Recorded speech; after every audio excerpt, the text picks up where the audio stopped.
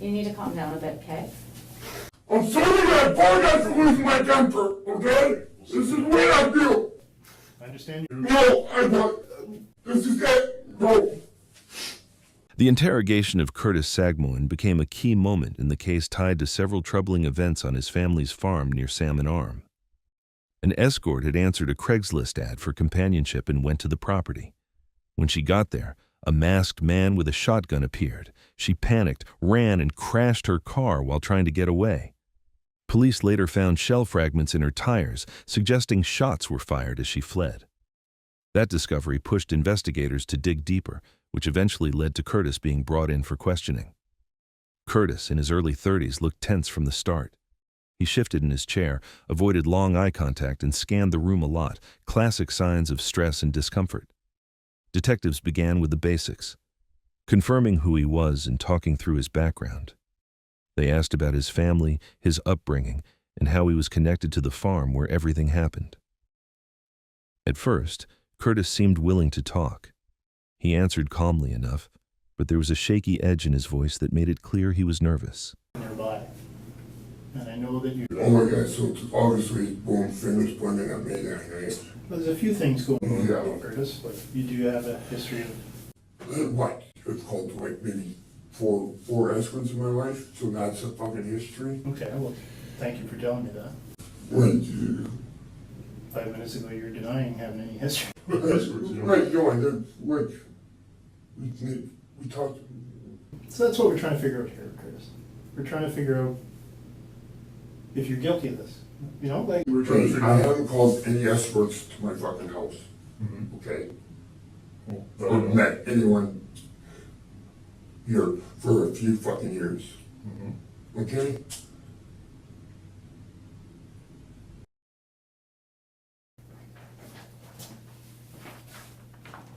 I got a few pictures to show you here as well.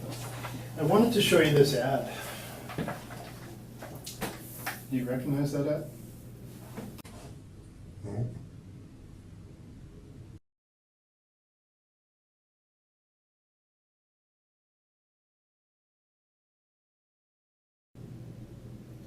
So one thing that we're going to have to do when we search your phone, we're going to look for any type of application that you may have used that would alter the appearance of a phone number, that kind of thing. Do you ever hear of spoofing? Where if you use your phone to dial another one, but somehow manipulate the phone number to appear differently? Yeah. You know what I'm talking about? Okay. So we're going to be examining your phone for that. Have you ever used that type of application?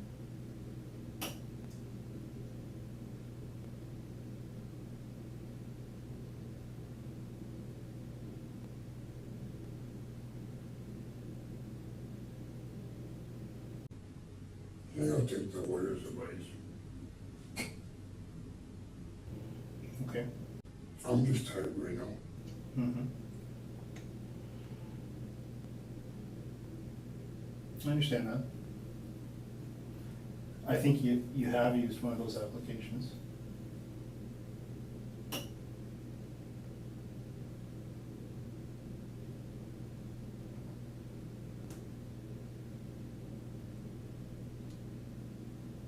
And I think you used it when you contacted.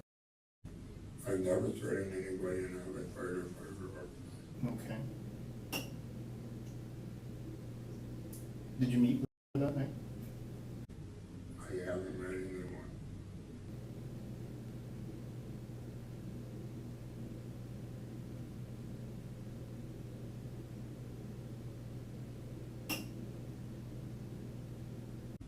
You've had me around going on for I don't know how long. I don't even know what we talked about it like an half hour ago. Well, we discussed Like, your... I asked, like, if I could rest first here, okay? I'm tired of begging. Mm-hmm. I want to go to bed. Mm-hmm.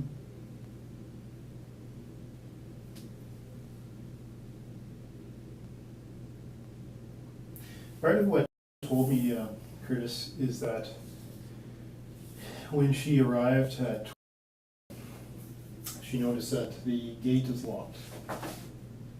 And when she got out of the gate, or when she got out of her car to go unlock the gate, somebody appeared behind her. And he had his face masked, and he was wearing some type of, the way she described it, it may not have been, that's how it was perceived to her. So she provided some more descriptions of the clothing. And she described the male that was holding a gun. He came out of the woods. Now initially the male wasn't pointing the gun at her. He was pointing it up in the air. So I think that's a good thing. It means to me that the person that came out of that woods wasn't trying to kill her. Maybe he was trying to scare her for some reason.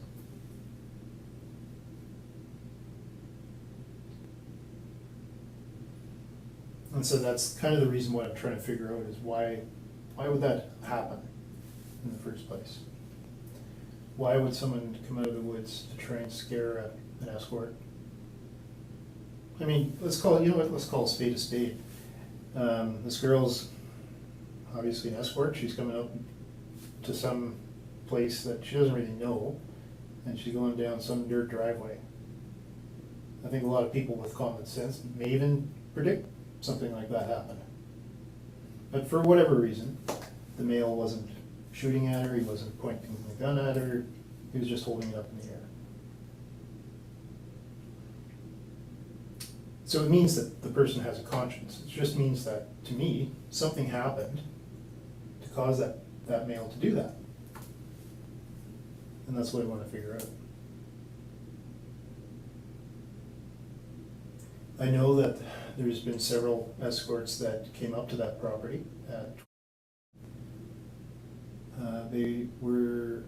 They claim to have been directed up there.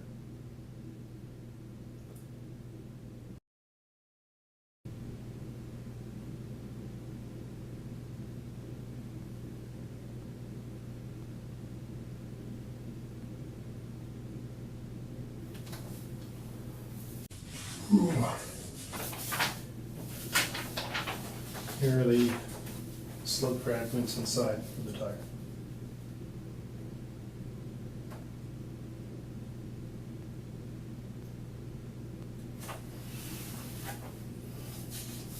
So it means to me that at some point a firearm was discharged. And through canvassing some of the local residents, they heard a firearm being discharged. People that live on that road. Mm.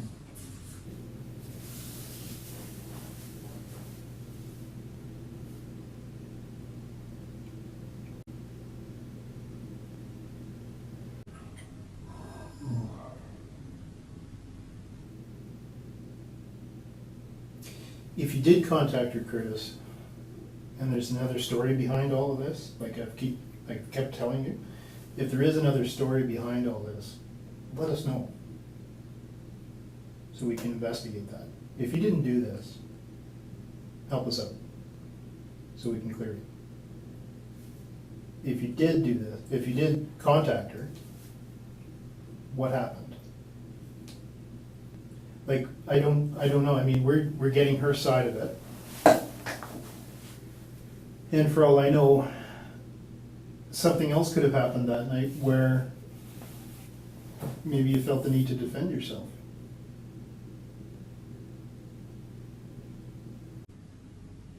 Not just saying I'm pointing the gun at somebody, you know. Bullshit.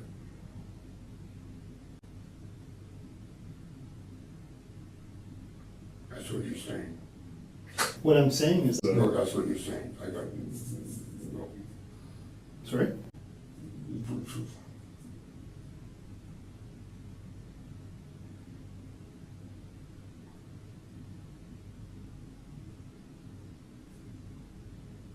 I'm going to bed.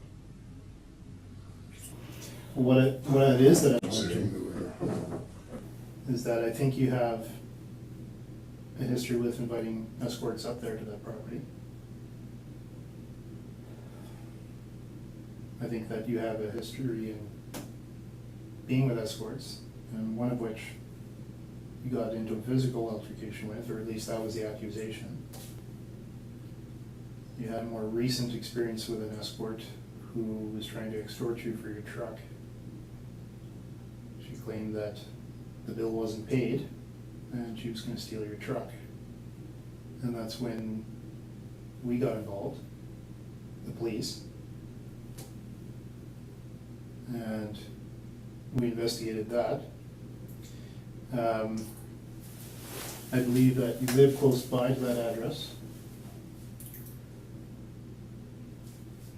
You have access to I'm hungry and I'm tired.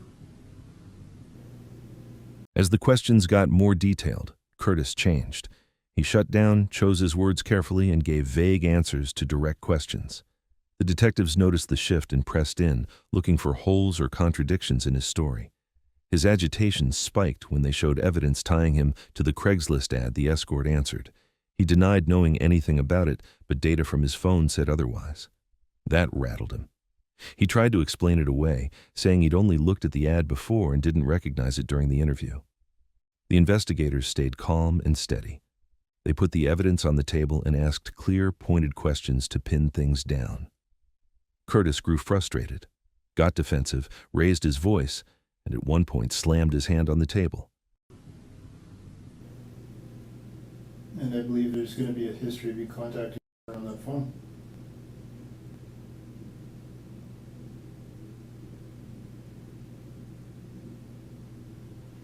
The only thing I don't know is what caused you to do that.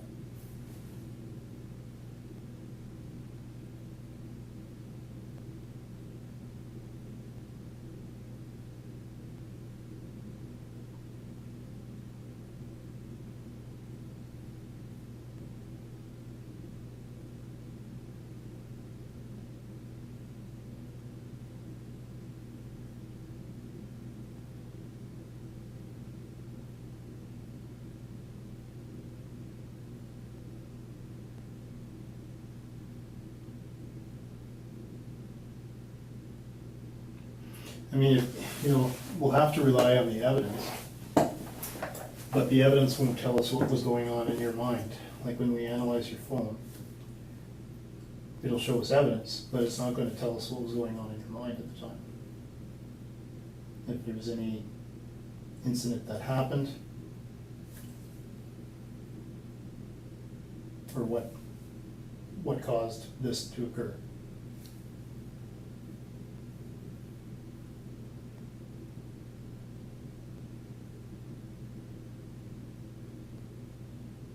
The only place I can get that from is you.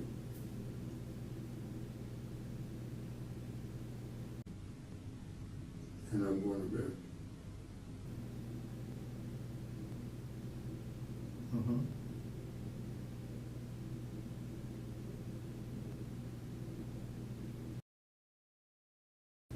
I mean, at the end of the day here, we're not investigating murder, okay? That's not what we're investigating. I'm tired, I'm going to bed. This escort is fine. She wasn't shot. She was a little scared, but she's not dead. I haven't discharged the firearm. Mm-hmm. I haven't, so. Okay. So, what we're going to wear is I'm going to go to bed. Well, if that's true, we'll find that evidence out. We'll be able to determine that you haven't fired anything.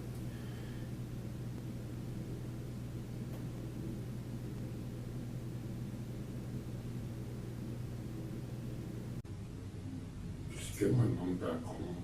Mm-hmm.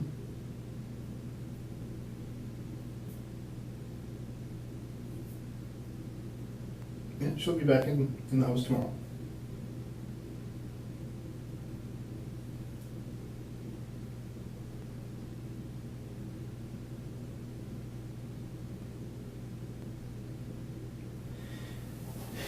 Is there any evidence of anyone else, like any other escorts, that we're going to find out similar information? Have you threatened anyone? I haven't threatened anyone. Okay.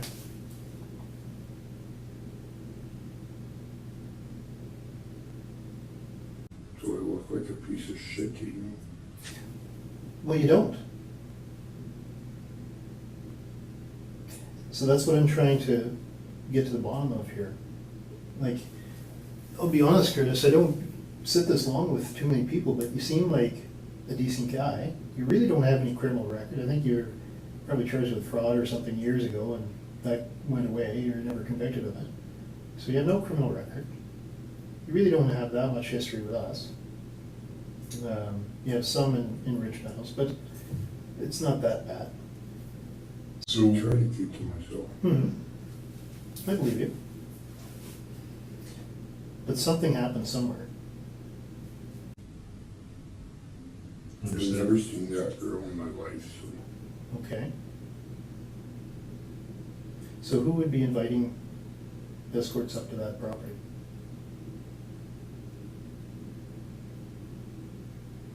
That specific property.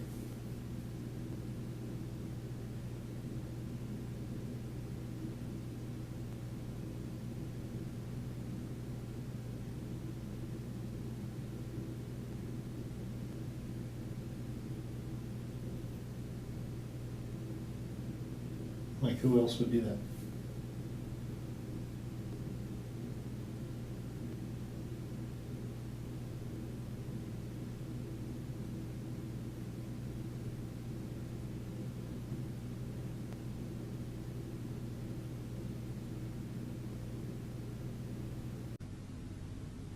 I need to lay down.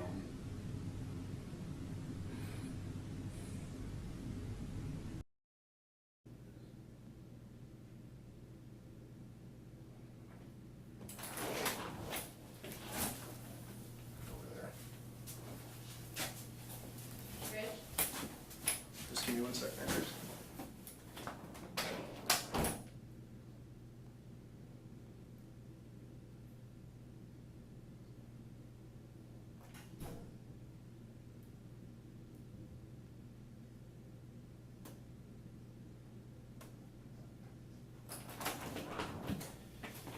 So Curtis, I just need a quick second there. My colleagues just come back from the scene, so just give me 2 seconds and I'll be right back. Curtis suddenly snapped and threw a chair. The detective didn't flinch, stayed calm, and kept the questions coming. Just give me 2 seconds and I'll be right back, okay? I'll get you another one in a bit.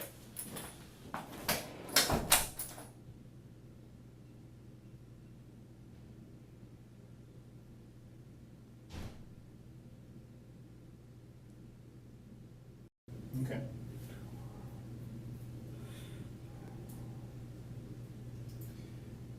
Have you ever used the computers in the house? No, Ever? no, I don't use the computers in the house. Okay. We've had to seize them under warrant. Hey!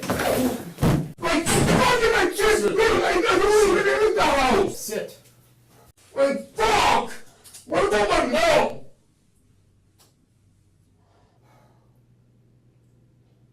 We're here to talk about it.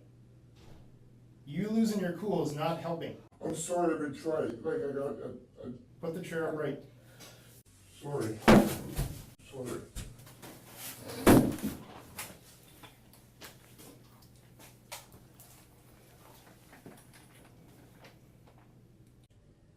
Won't happen again. Curtis, you're upset right now because of one night in jail. Are you aware of the sentencing for a firearms offense? We're taking this really seriously. The minimum sentence for a firearms offense is 4 years in jail. The detectives noticed the outburst. Curtis's anger and restlessness showed feelings he was trying to hide. It signaled he might be holding back or trying to deflect attention. Staying steady, the detectives rode out the heated moment, using a mix of calm empathy and firm pressure to keep the interview moving. All through the session, their doubts about Curtis grew.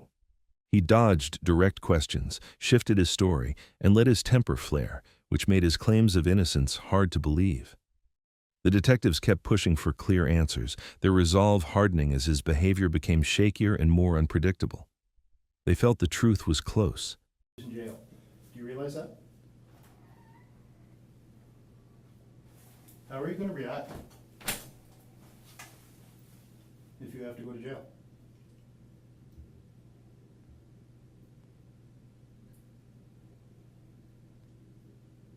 We're trying to provide you an opportunity here to get ahead of this and provide your side of the story. I'm not going to jail. Talk to me about that. I'm not gonna be stuck in a room like that.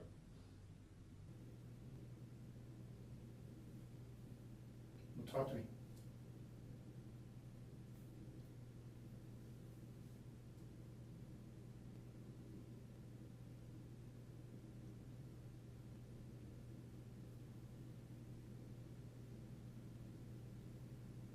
My son every third or firearm was last year. Did you meet this girl? I didn't meet a girl.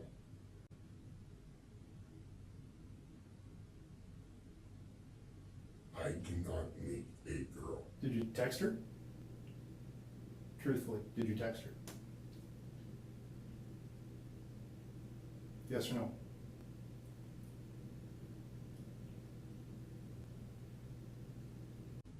I texted a girl. Okay, thank you. Thank you for telling me the truth. You want to shake my hand? Thank you. But I never fired a firearm. Okay, I never threatened anyone. so what did happen?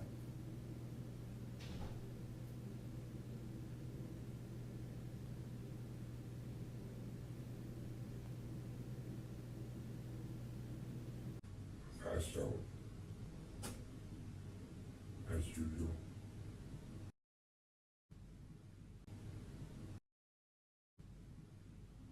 Just fucking great story of my fucking life. Can I go back to my room? You don't want to talk about this girl anymore? I don't want to talk about fucking anything anymore. Why, just because of your phone? You can't. I gotta get to work.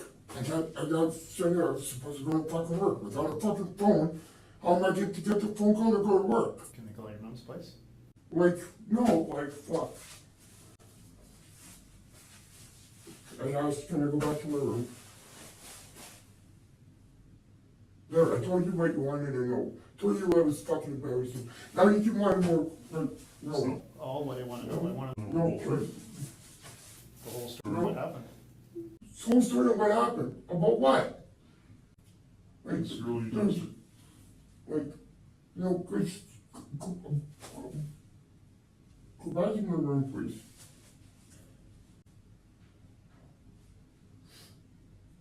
I asked you if I could ask if we could go for a smoke first. You said no, talk to me first. So I talked to you first. Right? We shook hands. But when I asked you, please can I go back to my room, we would. But what was it we were talking Right? about? Hi, Curtis. Sorry to interrupt. It's okay. I'm Corporal Kovacs. I work with Rich. Can you give me a couple minutes to talk to you guys? No, Just a couple? no. Because I've been watching what's been going on here, and so I watch in another room, okay? So, So yeah, now you two No, are hold both on. gonna have a good laugh at it. no, not at all. Yeah, fucking just great, thanks. Curtis, I've heard a lot worse, okay? What I heard today, that I'm not laughing about anything, okay? I understand you live in a rural area. You don't have a lot of people around I you. don't even have a fucking vehicle. So it makes you very limited on what you can do Right. out there. The reason I don't have a fucking vehicle is because I'm trying to fucking help you guys out. And I got a fucking vehicle fucking inspection because I've been working on my fucking truck. I was missing 3 lug nuts. 3 fucking lug nuts, and I was on my way to work to pick them up. And my vehicle is still up on fucking jack stands because I can't afford to fix it. Okay. And I was being nothing but cooperative with you guys. I turn around, I get that. You know? Okay. So, you know what? Fuck it! Curtis, you need to calm down a bit, okay? I'm sorry I apologize for losing my temper, okay? This is the way I feel. I understand you. No, I don't.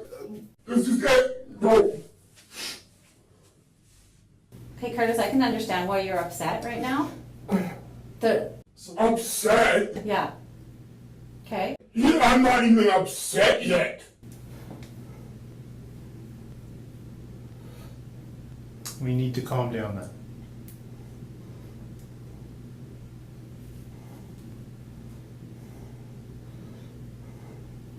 So, Curtis, What time is it? 2 o'clock.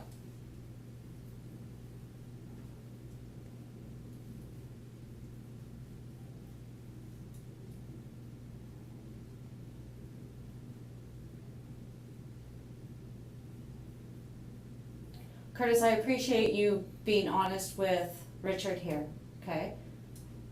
It takes a lot to talk about this type of stuff, okay? Because it's private stuff. It's your personal stuff. I get it. But a lot's been happening out in that area. You've been texting these girls. You've obviously I'm been... going in the room. Just hear me out. No.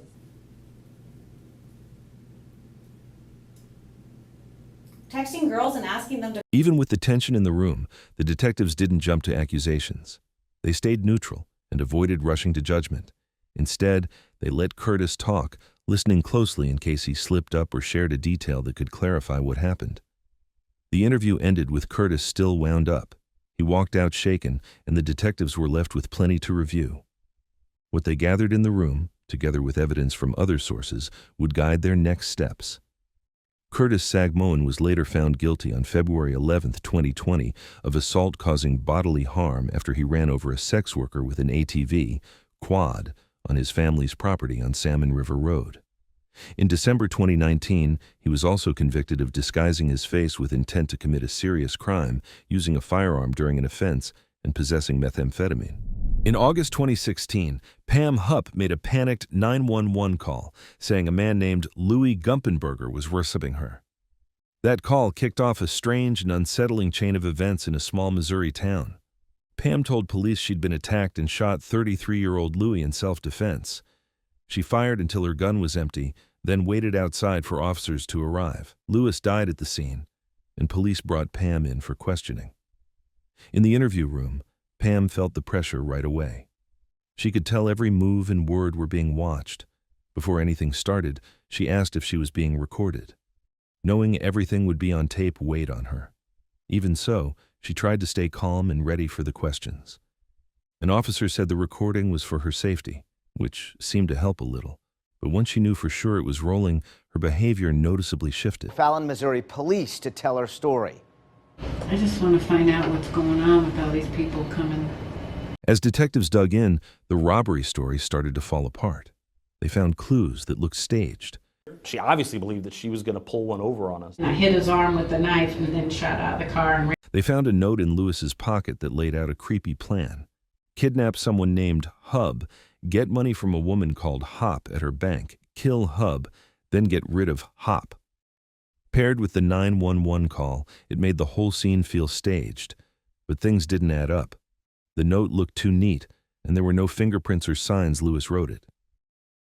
As more pieces came in, detectives grew more certain there was a bigger story behind this. What they uncovered next shocked them. Before they even sat down with Pam, they'd already heard that someone who looked like her had tried to copy a 911 call. They also suspected the call that night was fake, and that the evidence found on Lewis had been planted. Attacked her in her driveway. he goes, "You go, we're going to the bank, we're getting Russ's money," and he started getting all agitated. Kind of rushed through that. I just want to make sure I understand. So you went in, you let the dog out, you gave him a treat, you're ready to leave again, so you come back out of the house. How you exit the house? How? Out the same door. Same door? Okay. Yeah, I let him in the same door because the front door was locked. Okay. So I was coming in and I come in and out that door. Came out that door, got back in the car Okay. to go again. Okay. And that's when the car shot around and somebody jumped out. Before I knew it, they were sitting next to me. Okay, so let's first describe the car. Can you give a description of the vehicle? Well, I wasn't really paying attention to the vehicle, more of the shriekness of their tires that they did. It was just a silver wasn't as small as like a little Toyota, a little bit bigger, but not a big one sedan. It was 4 doors. So 4-door, Mhm. you would say mid-size? Is that? Yeah, probably mid-size. Wasn't brand new. I mean, as you reflect back, do you remember anything specific about, other than being silver, being 4 doors, anything on that? You said it wasn't that new. No, Anything it else? wasn't like shiny, like you could tell it was. Like my crash, I just hit a 2004 Honda, kind of like older like that. You know, not that it was a piece of crap or anything, but it was, yeah. It was a veteran car. Yeah, grocery getter. And that's all I remember about it. It was just so fast, like I wasn't really even looking at the car. It was like, what's this hastiness that this car's doing, this quickness? I didn't know what was going on. It was just weird. It was getting weird, and it was like, because they tore around, and he popped out, and I'm like, my first thought was, did I know him? Because they did it so fast, but then I was like, and I looked back down, and next thing I knew, he was there, so. Okay, so as I was up there for a few minutes, and I noticed that there was an orange car parked on the street. That's my next door neighbor's, it's Okay, it's broke your down. neighbor's car. Okay, Mhm. I wasn't sure. I didn't know where that It's came broke from. down. Okay. It's been there a while. The next person that would pass away, leaving Pam with more life insurance money, would be a woman named Betsy Farrier. Betsy had been diagnosed with breast cancer, and Pam would do everything she could to help her.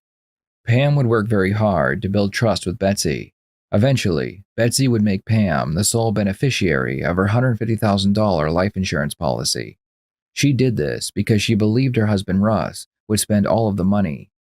Pam promised that she would take the money and set up a trust for Betsy's daughters. The problem was, there was a good chance Russ might fight for the life insurance once his wife passed away. To solve this problem, Russ would be set up for the murder of his wife. And I looked up again, the guy had shot out. When he pulled around, a guy like shot out, and I looked down again and thought, it's kind of strange. I don't even know if I thought it was strange, but it was weird. And so I looked up again as he was getting out, and he squealed right off. The guy squealed right off. Like, I assume he shut the door, but I don't even know because I wasn't looking at that. I could hear it in that, and I was more looking at like, who's getting out of the car? You know, is it somebody I know? Because they're right in front of my driveway. Okay. So that guy squeals away, the other guy jumps in the passenger seat of the car. I know you described it as having a knife in one hand and something else in another. Yeah, well, he had popped in when he opened up the door, and I don't know what I was thinking. I don't even know. He just was in there so fast, but I know he was jumbling something in this arm and had a knife in the other hand. And then he switched somehow. I don't know if he set his stuff down or dropped it. I don't know what he did, but he had put the knife in the other hand then. So, and that's when he put it up here. Okay, to me. you're using your right hand. Are you right or left-handed? I'm right-handed. Okay. Did you use your right hand because you're right-handed, or did you use your right hand because that's how you recall it happened, or? That's how I recall that it happened. Because he had something in his right hand when he first got in, and then the first few seconds, I didn't see a knife or anything. I know he just had stuff, you know, and I was just like freaked out, and then all of a sudden he dropped stuff, and then he had a knife, so I'm guessing right. Okay. So, what, if anything, did he say? He said, you're gonna take me to the bank and get Russ's money. We're going now, so get going, type stuff. And he just kept yelling stuff like that at me. And so at this time, I don't have it in gear or anything, or I do have it. No, I don't have it in gear. And I had put it in gear to go because I didn't know what to do. And then that's when I noticed he was looking back. I don't know if he was looking, because cars, I don't know what he was looking at, but he kept looking back, and I noticed that, so I put it back in the gear, and he said, get going right now, we're going to the bank. And then he looked back again like this, and I hit his arm, and I shot out of the car. So when you say put it back in gear, you mean you put it back in park? Okay. So my plan was to get out of the car somehow. So when he came up and approached you at the car door and got in, the vehicle was in reverse with your foot on the brake? Yes. Okay. Or, oh, I don't know. I don't know if it was still in park or in reverse. I don't know. I'm not sure. Okay, so you kind of described the guy in the silver. I think it was in reverse, but I can't swear to it. I don't know if I put it in reverse when he said let's go, or if I already had it in reverse. I don't know, because I kept looking at him and kind of I was miscombobbled on what the hell was going on with the situation, and next thing I know, he's there. Okay. At that point,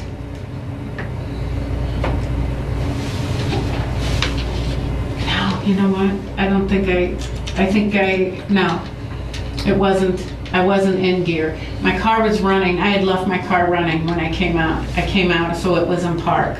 Pam thought her version of events and how she described Lewis's condition would win the cops over. In reality, they already sensed something was off. They'd spotted the lies, so her attempts to spin the story went nowhere. There were other red flags around Pam. Back in 2013, her mother, Shirley, died under odd circumstances.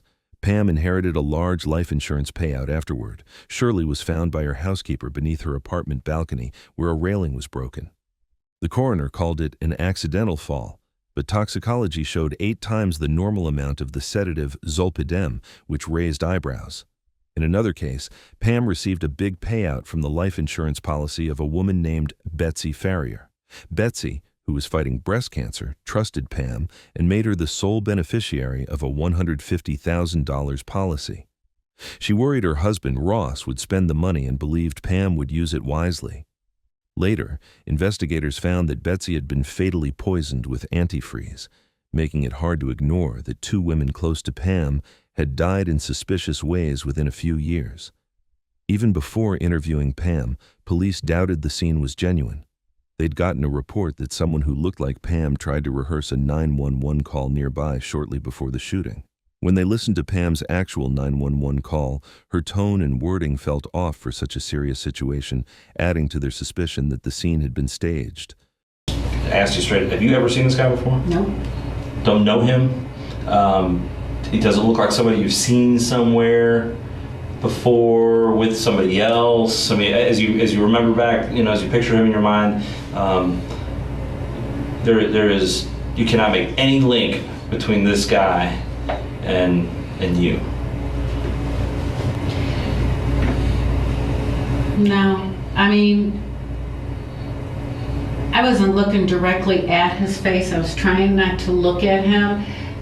I do know when he did get in, there was something familiar about him, but I don't know him. So I don't know if I don't know. He seemed familiar, like I should know him, but I do not know him. Police spotted red flags in Pam's story, especially that she fired every round at Louis, which didn't fit a basic self-defense claim. The driver of the vehicle, to the best of your ability, what you saw, describe the guy that got in the vehicle with you. The guy who got in with me, he had on shorts. He had on blue shorts, shortish hair, sandy blonde. And now, forgive me, I did not go in the scene. I've not been in the scene. Okay. So is he a white male, black male, Oh, I'm sorry. Hispanic male? He's white male. White male. He's taller than me. He had blue gym shorts on, and some sort of t-shirt, and sandy blonde hair, and I want to say his eyes were blue, but I'm not sure. It's not like they were like a bright blue or anything like that, noticeable. But I want to say they were light colored eyes. They weren't brown. Okay. I don't think. I could be wrong. I really wasn't looking at his face. Notice anything, any smell? When he started to whip around, all I saw was like a dark dome,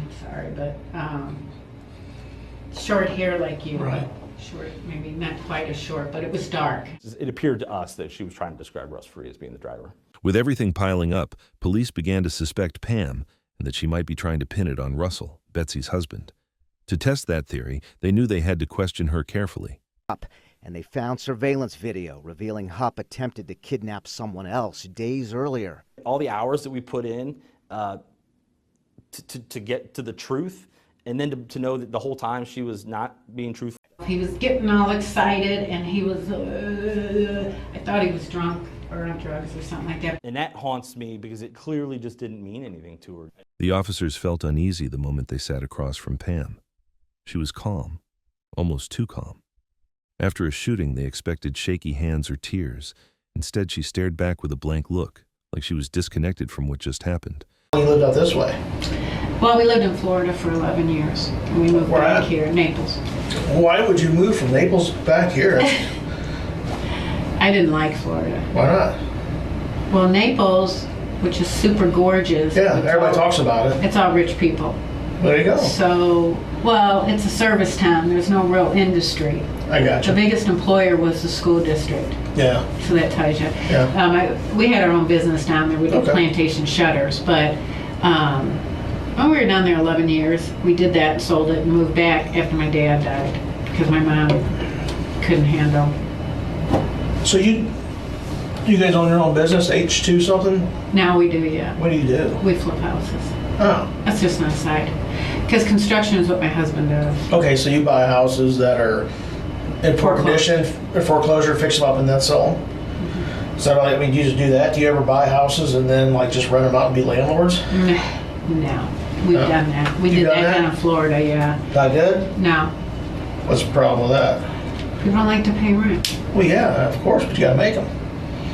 It's hard. It was hard in Florida because they got the Sunshine Act that you had to go through this big lengthy process To get somebody to removed. evict them. Yeah. Could be months, but the Sunshine Act says if you have kids, it's even longer Okay. to get them out. And we tried. So you really We had a got. condo down there that we rented out, and So you really got to vet your tenants. And there's even no way then- to do that. One Right. of them we had was an ex-policeman. Yeah. Not on the force anymore. No brainer, right? Well, he's an ex. Why is he? It depends. Why is he an ex? I know. Don't know.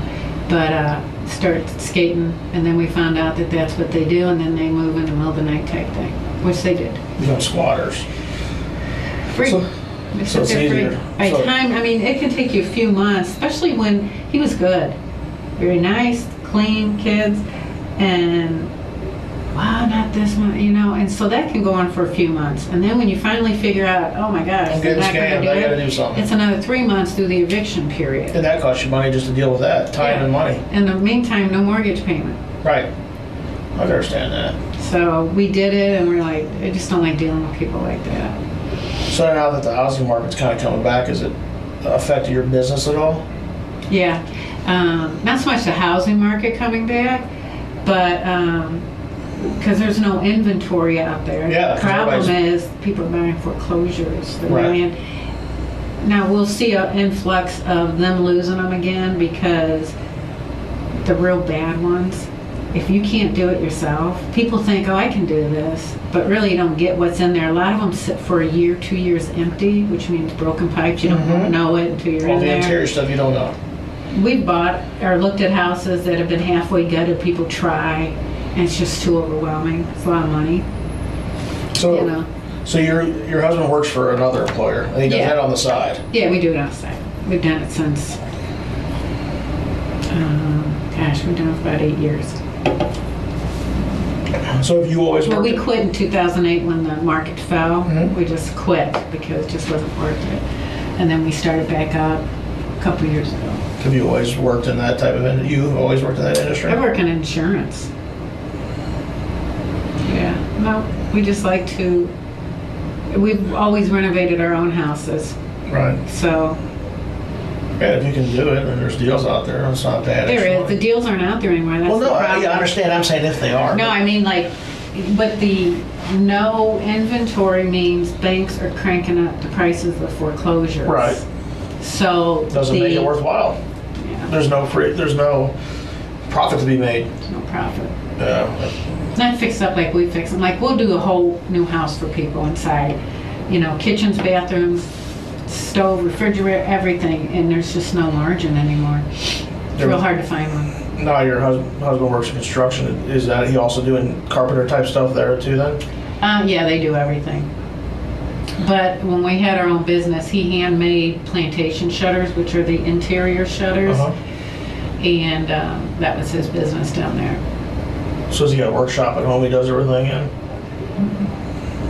Well, he sounds like a industrious fellow. Well, he did, but we don't have one at this house. We've only been at this house a year. Okay. So, yeah, no, pretty much everything's in his truck. Okay. You know, So he just locks the totes doors with on his him. truck. Park in the garage, Yeah. So, Yeah. Florida. I wouldn't it's want to just live in stinking Florida. hot. But it's a dry heat. It's No, not it's Florida. not. I was teasing. They always say that. They always say that one time. No, my brother-in-law lives in Arizona. Now, his is a dry heat, and he said, hot, still hot. Because it's always 100-something there. He's in Phoenix, I know. or Tucson. Heat is always heat. Yeah, it's just hot. If you go outside and sweat, I don't care if your pores are open or closed. It Right. doesn't matter. In Florida, literally, it would be so humid. It's like August for 6 months. Yeah. You walk out and your pores go, Yeah, you don't want to be outside. and I just got tired of that, you know. At least here you get the heat, and then you get the fall and a I like winter. to change. When I get sick of something, we're Yeah. going into something else. Yeah, there's always a little There bit it of... was like hot, like my sister-in-law lives in Minnesota. Same thing, 6 months cold. I mean, I don't want Right. that either. That's No. ridiculous, stuff, snow and stuff. I And like it's- a little bit of it. Yeah, that's why it's nice here, because you get a little bit of everything. Like you said, you get tired of it once, and then all of a I sudden do. here comes a change. And it was fun at first, and then the other thing you got is in the winter when it's really nice and you're looking forward to the great weather, town was 3 times, 4 times its size. Yeah. Because of tourists. Oh yeah, I've never been there, but I know a couple of people that They go down treat there. your place like crap. Right. You can't get in restaurants, you can't get in anything because there's so many people. The traffic's horrid because they're not going to work, so everybody's lollygagging around. And it got to be, Naples has gotten so big now that it's just, we're like, It's congested, and it's it's just not... so horrid. Yeah. So horrid. When you're, it's like a college town. When it gets taken over, it's like, You ever live in a college town? never wanted to. Did you go to college? Where'd you go? Down in Florida. I started UMSL up here. Did you go to University of Florida? No, Florida down in State? Naples. What's the university? Is it local, or what is it? It's a private college down there. You had to go up to Fort Myers for part of it and then Naples for the rest of it. So yeah. What'd you get your degree in? MIS, Management Information Systems. Sounds exciting. It was. I haven't done it in a long time. I've been doing insurance for a long time. Surprised you guys are entrepreneurs. Why don't you do your own insurance? You ever had your own insurance company? Like your own office or whatever? No? Too much sales. Well, what's H2 LLC? You're doing sales there. No, not really. I mean, you put a house up for sale. I mean, So you're putting it for sale. right. But when you do like insurance and stuff, you gotta go out. You're and talking get- commission and all that type of stuff. That's a tough business. especially in this day and age with the big ones like State Farm and all those people.